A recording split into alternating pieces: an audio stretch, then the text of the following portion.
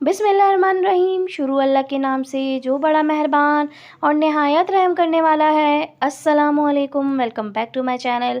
तो कैसे हैं आप सब? उम्मीद करती हूँ आप सब बिल्कुल ठीक होंगे और अपने घरों में खुश होंगे। तो आज आप लोगों के लिए बहुत ही मज़ेदार सी शलजम पालक की रेसिपी लेकर आई हूँ। बहुत ही इजी सी रेसिपी है लेकिन बहुत ही मज़ेदार सी लगती है। सर्दियों में तो ये स्पेशली घरों में बनती है, सभी को पसंद होती है। तो कैसे बनती है इतनी आसान और मज़ेदार सी रेसिपी, बहुत ही हेल्दीएस्ट से वे में बताएंगे। बहुत ही कम मसालों के साथ बनेगी। यहाँ पर मैंने एक अदद पतीली ले ली। पतीली को हल्का सा गर्म होते ही इसमें मैंने ऑयल ऐड कर दिया। तकरीबन मैंने यहाँ पर 4 टेबल स्पून ऑयल ऐड कर दिया था। हल्का सा ऑयल गर्म हुआ तो इसमें मैंने प्याज ऐड कर दी। प्याज और लहसुन लिए थे, छोटे साइज़ की प्याज थी, इसको स्लाइस कटिंग कर लिया था। और पहले मैंने प्याज ऐड की है तेल में। प्याज को हल्का सा कलर चेंज होने तक फ्राई करना है। मीडियम फ्लेम पर फ्राई हो रही है प्याज, इसको अच्छा सा कलर चेंज होने तक पकाना है। डार्क कलर नहीं देना है, जस्ट इसको बस फ्राई करना है ताकि इसका कच्चापन ख़त्म हो जाए।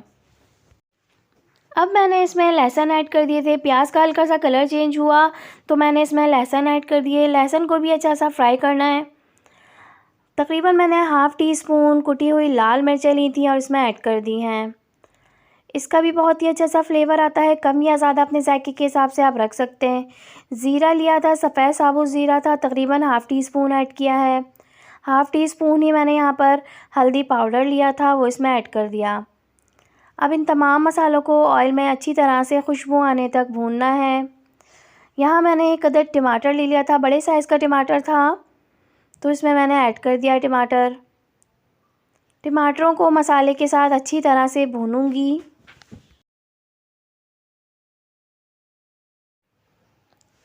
तो ये देखिए टमाटरों का पानी इसमें रिलीज़ होना शुरू हो गया था। मैंने यहाँ पर हाफ़ टी स्पून नमक ऐड किया है।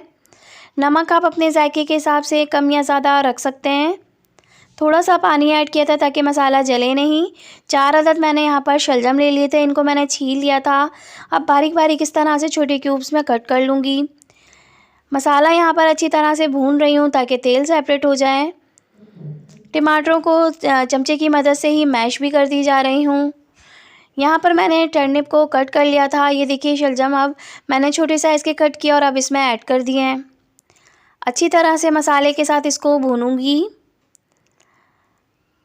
बहुत ही मज़े की सब्ज़ी बनती है, ज़रूर ट्राई कीजिएगा। बहुत ही आसान सी होती है, बिल्कुल कम मसालों के साथ इजीली बन जाती है, मगर बहुत ही ज़्यादा मज़े की लगती है। तो यहाँ पर मैंने हाफ़ केजी पालक ली थी, इसको मैंने ब्लांच करके फ्रीज़ कर दिया था। तो बहुत ही इजी रहता है इस तरह से फ्रीज़ करना। जब आपको चाहिए हो झटपट से निकालें और इस तरह से सब्ज़ी तैयार कर लें।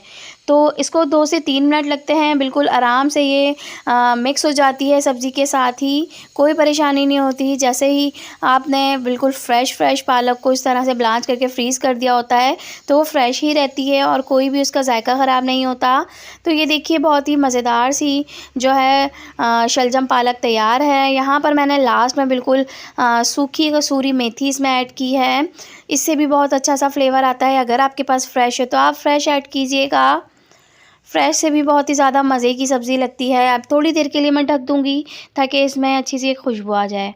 लास्ट में मैंने गरम मसाला पाउडर लिया था, ये तकरीबन हाफ़ टी स्पून इसमें ऐड किया है। तो कुछ देर के लिए मैंने ढक दिया था ताकि इसकी भी एक अच्छी सी खुशबू आ जाए।